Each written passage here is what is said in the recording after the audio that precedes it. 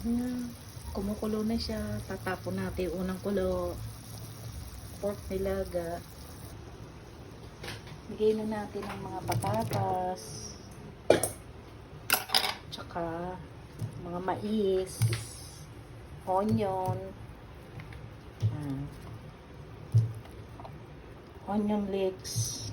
Dahong sibuyas. Lagyan natin siya ng maraming pepper. Tsaka wala pa siyang salt.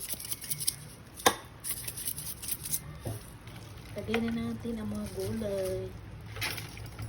Ulo.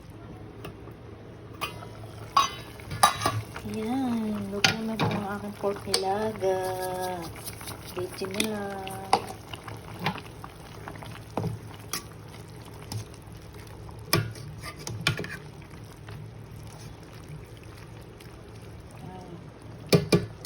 Okay na po to. Thanks for watching.